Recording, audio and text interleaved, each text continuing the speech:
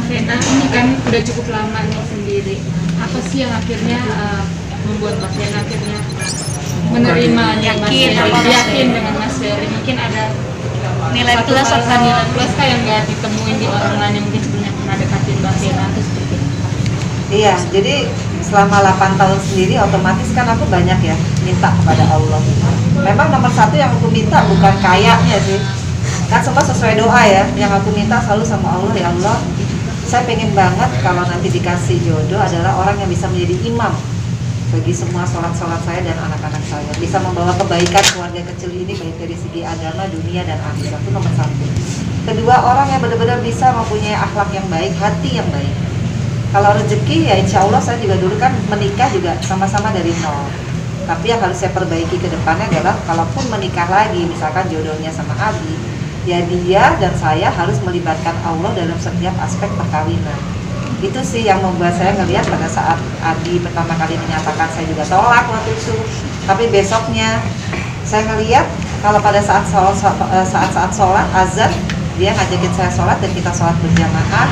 Saya ngelihat bagaimana mungkin penampilannya, tatonya di mana-mana, pemberitaannya jelek, tapi begitu dia mimpin sholat, tajwidnya bagus, doa-doa pendeknya bagus semua, sampai saya sampai ngantuk-ngantuk di belakang ya saking khusyuknya gitu ya. Jadi bagus lah gitu, saya nggak nyangka juga gitu.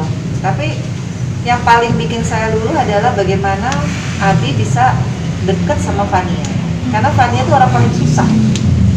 Fania tuh orang yang benar-benar punya, mungkin dikategorikan six sense lah. Dan waktu pertama kali dia ketemu sama Ferry, saya kan nggak pernah kasih tahu ini yang namanya Ferry mukanya kayak gini. Tapi begitu dia datang ya di lobi, kan aku tinggal di apartemen, terus Ferry turun dari mobil, terus dia buka tangannya gitu, dia bisa lari, bisa langsung meluk.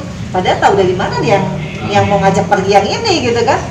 Tapi semacam emang udah di, ya itu, dan sejak itu, aduh, deketnya ada. Kalau mau pulang nangis, kalau kita duduk begini dia langsung baunya di tengah. Terus kalau ada orang minta foto sama saya, dia juga nggak boleh, langsung ngambek gitu. posesif gitu ya. Waduh, Iya. pokoknya udah serasa di bapaknya bener gitu. Jadi nggak boleh. Jadi hal-hal itu, dan memang perlakuannya juga Abi selama ini sebulan inilah ya sama saya tuh baik ya. Tapi ya sekali lagi memang keluarga saya pun, jangankan orang lain, keluarga saya pun masih mempertanyakan kesungguhannya. Makanya kan kemarin kan sampai depan papaku dia gimana Bi?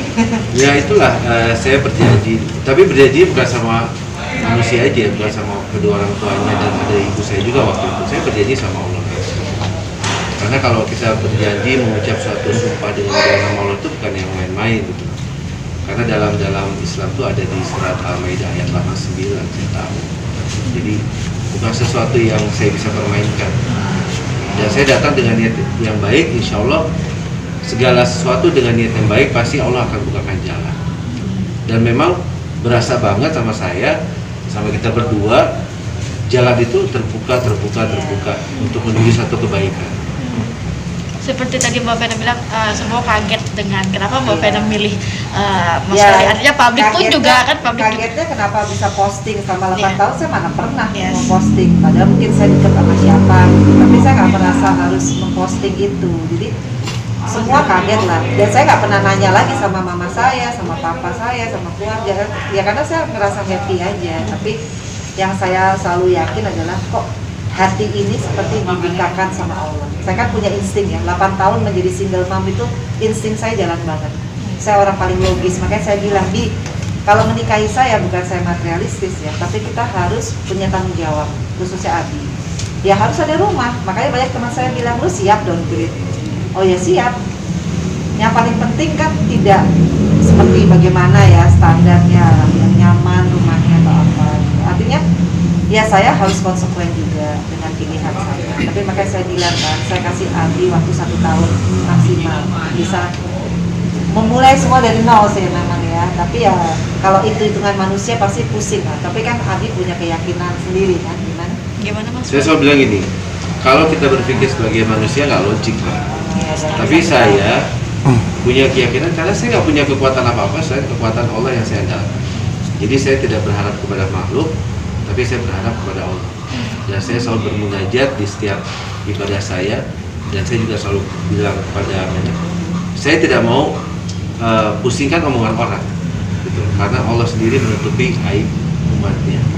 Dan kadang kalau manusia menilai manusia itu dari casing, tapi tidak dengan Allah. Allah menilai seseorang, menilai umatnya dan membedakan umatnya hanya dari akhlak dan amal soleh.